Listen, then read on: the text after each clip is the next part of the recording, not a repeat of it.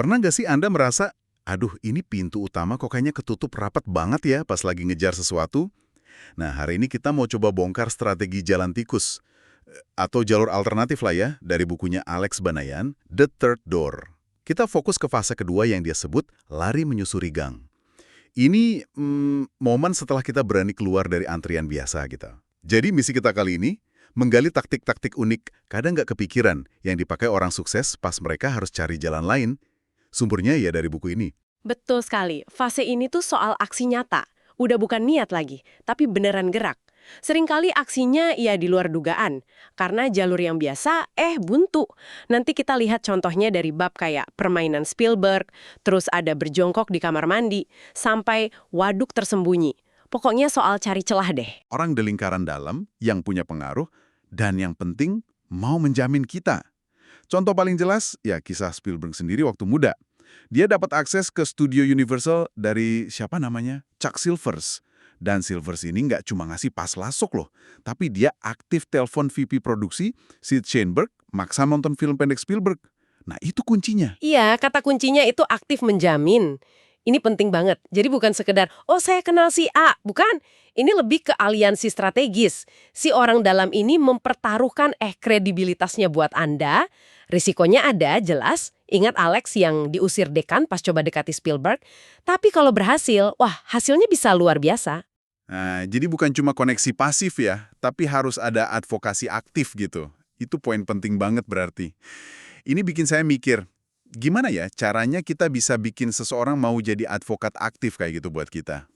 Nggak cuma sekedar ngenalin di awal. Gimana Anda, misalnya, mengidentifikasi dan meyakinkan orang dalam potensial ini? Nah, itu dia tantangannya. Nggak selalu kita punya orang dalam yang siap bantu gitu aja kan di awal. Ini nyambung nih ke cerita Alex waktu deketin Tim Ferriss. Di bab berjongkok di kamar mandi. Dia tuh nekat banget. Sampai ngumpet di toilet konferensi, coba bayangin. Terus dia gigih banget kirim email. Sampai berapa? 31 kali. Tapi yang menarik, muncul konsepnya Ferriss soal kredibilitas pinjaman. Oh iya, itu yang dia pakai nama Donors Choose buat numpang nama gitu ya. Tapi kan ujung-ujungnya Ferry setuju setelah dia konfirmasi dulu ke CEO Donors Choose. Betul, persis. Ini nih yang sering orang miss. Bukan kegigihannya semata yang bikin berhasil, tapi kegigihan yang tervalidasi. Itu beda.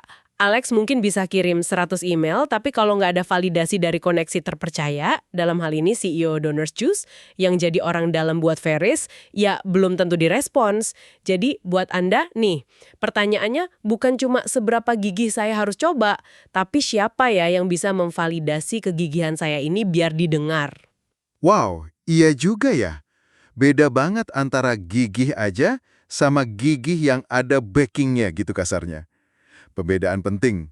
Terus ada lagi nih soal upaya yang ekstrim banget. Di bab waktu Key. Tentang Key Lu, waktu itu eksekutif Microsoft. Gila nggak sih? Tidur cuma 4 jam, kerja 18 jam, dia kayak nyiptain jam tambahan buat fokus penuh. Kedengarannya gila, tapi ya efektif buat dia. Sampai dia super siap gitu, pas ketemu profesor tamu aja, dia udah nyiapin 5 makalah riset coba. Konsep waktu Ci ini emang kedengerannya ekstrim ya. Tapi intinya mungkin bukan soal kurang tidurnya semata. Lebih ke soal fokus yang super intens dan pengorbanan strategis demi tujuan jangka panjang. Ini relevan banget sama latar belakang Kilu yang kompetitif. Intinya gimana caranya menciptakan keunggulan lewat dedikasi yang nggak biasa. Pertanyaannya jadi beda buat kita. Pengorbanan terfokus macam apa yang rela Anda lakukan demi goal besar Anda? Bener juga. Bukan soal niru jaduan tidurnya, tapi intensitas fokusnya itu. Tapi semua strategi eksternal ini cari orang dalam, pinjam kredibilitas, kerja super keras, pasti capek banget kan ya? Nah, disinilah konsep waduk tersembunyi masuk. Ya kan? Tepat sekali. Ini sisi internalnya.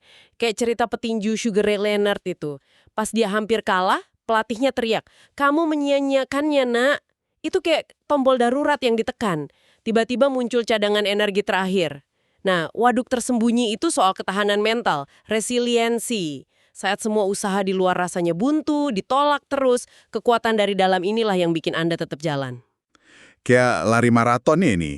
Bukan cuma soal teknik lari di kilometer awal, Tapi soal mental pas sudah di tanjakan terakhir yang rasanya sakit banget itu. Anda sendiri gimana biasanya mengakses waduk tersembunyi itu pas lagi susah banget atau dapat penolakan terus-terusan? Itu pertanyaan reflektif yang bagus buat kita semua sebenarnya. Oke, jadi kalau kita rangkum nih ya, fase lari menyusuri gang ini intinya soal apa? Soal aksi, proaktif, kreatif, kadang ya nggak nyaman. Perlu cari sekutu strategis, orang dalam, perlu pinter-pinter manfaatin reputasi, kredibilitas pinjaman, perlu dedikasi fokus, waktu key. Dan yang nggak kalah penting, punya kekuatan batin buat terus maju, waduk tersembunyi. Betul. Dan mungkin sebagai penutup, ada satu hal lagi buat Anda renungkan. Gang belakang ini kan seringkali penuh resiko ya, dan kadang sedikit membengkokkan aturan main yang biasa. Nah, pertanyaannya, di mana sih batas tipis antara strategi kreatif yang kita bahas tadi dengan tindakan yang mungkin kurang etis? Gimana Anda menavigasi batas itu sambil tetap ngejar ambisi besar? Coba deh bandingkan interaksi Alex pas diusir dekan karena dianggap kurang sopan dengan caranya dekati Ferris yang akhirnya berhasil karena ada validasi. Itu pertanyaan penting untuk Anda bawa pulang dan pikirkan lebih lanjut.